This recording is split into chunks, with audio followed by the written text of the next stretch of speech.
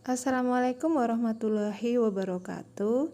Ketemu lagi dengan saya di materi turunan fungsi trigonometri. Kali ini kita akan membahas fungsi sin. Oke, jadi kita akan menemukan bagaimana rumus fungsi sin ini turunannya adalah cos X. Biasanya kalian tinggal hafalkan aja ya. Nah, kita akan dari dasar mempelajarinya. Kemudian yang berikutnya, nanti di video ini kalian akan diberikan 4 contoh soal yang bervariatif sehingga kalian bisa memahami bagaimana penjelasan dari masing-masing soal. Langsung aja ya. Oke, kita akan membuktikan bahwa turunan dari fungsi sin adalah cos X. Jadi turunan sin X adalah cos X. Biasanya kan kalian langsung menghafalkan turunan sin X adalah cos X. Nah, kali ini kita akan buktikan kenapa bisa dapat cos X. Nah, sebelumnya kita flashback dulu ke materi limit turunan fungsi aljabar yang pernah kalian peroleh ya. Untuk definisi turunan itu rumusnya adalah seperti ini. Turunan dari fx ini sama dengan limit h mendekati 0 fx plus h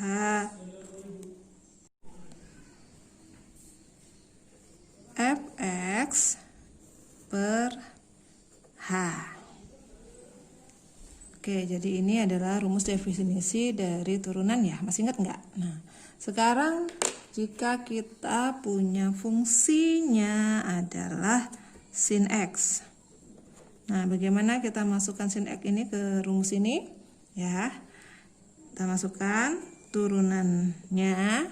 Ya, berarti limit h mendekati 0, sin X-nya kita ubah dalam bentuk fx plus h. Fx-nya sin X. Berarti kalau fx plus h berarti sin X plus h. Sin X plus H dikurangi fx. Fx-nya berarti apa? Sin X dibagi dengan H. Oke, begini ya. Nah, sekarang kalian lihat yang atas ini, tipikal sin X plus H dikurang sin X. Kita kembali ke rumus jumlah dan selisih sinus dan kosinus. Ada satu rumus yang seperti ini. Sin A dikurang sin B. Masih ingat nggak ini? Rumusnya apa? Nah, ini rumusnya adalah 2 dikali cos setengah A ditambah B dikali sin setengah A dikurang B. Ini ya rumusnya. Nah, dengan patokan rumus ini maka kita akan bisa mengubah yang atas pembilangnya seperti ini. Berarti kita tuliskan di sini ya, limit H mendekati 0, atasnya kita ubah ya.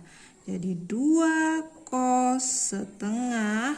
A-nya yang mana? Nah, A-nya ini kita deteksi dulu. Ini sebagai A, yang ini sebagai B. Oke.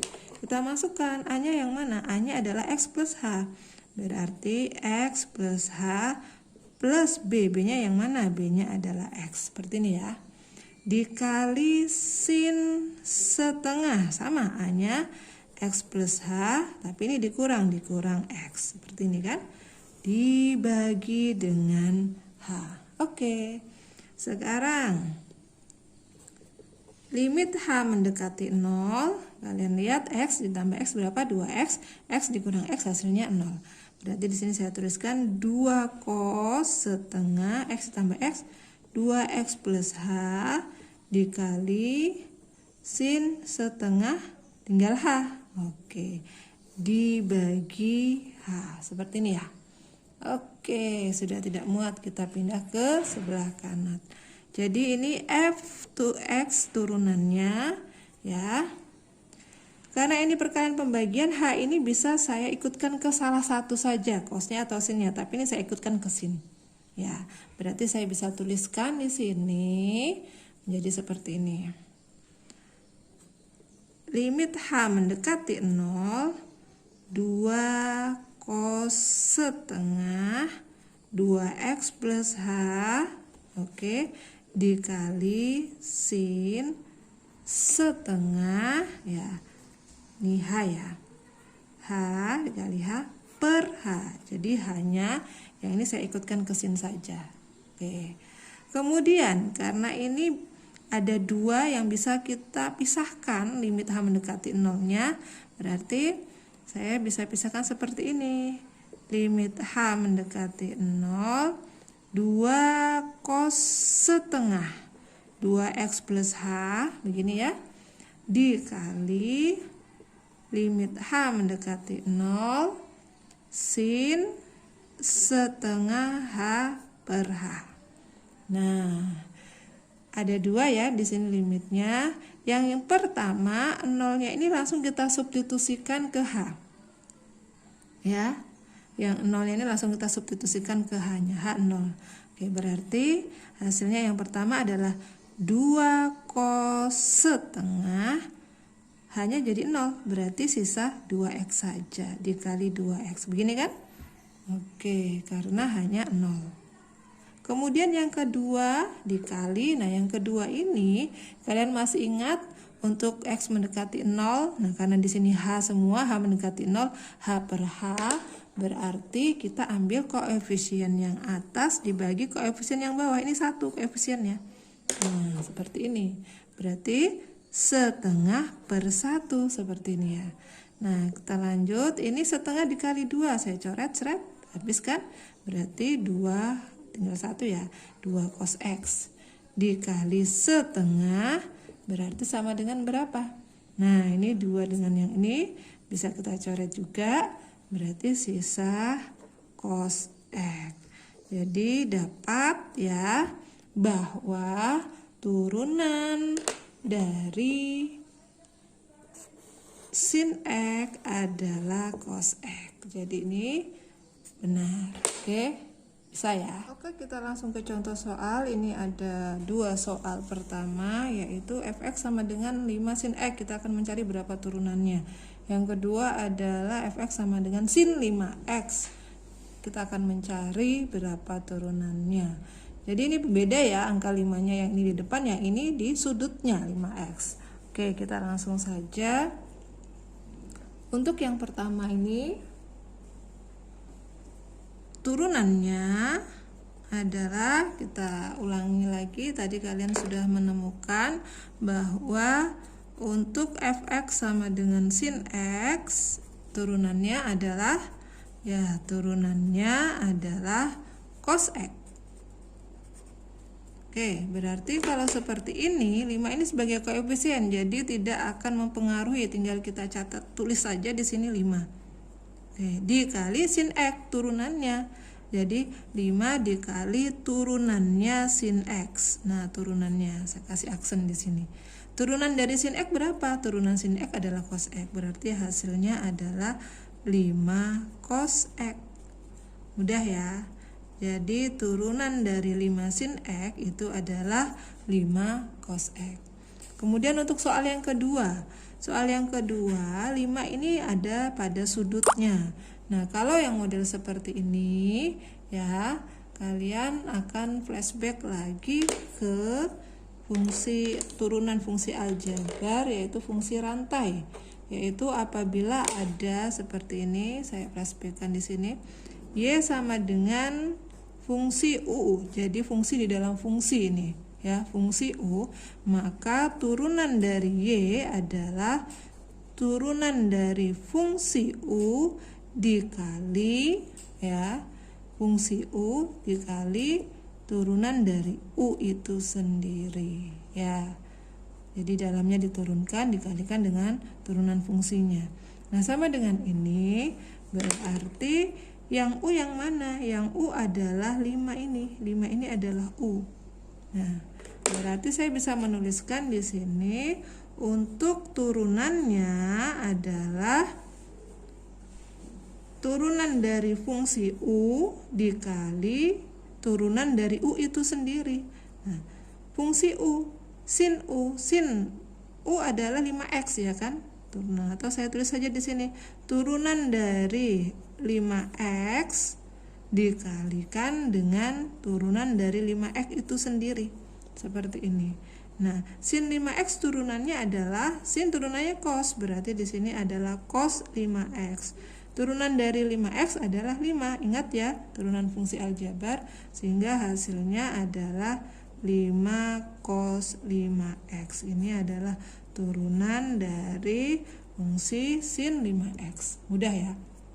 Sehingga dari ini kita bisa menemukan sebuah rumus baru ya, jika ada fx sama dengan sin ax. Nah, ya, maka turunannya adalah hanya keluar a dikali cos ax. Nah, ini adalah rumus baru yang kita dapatkan.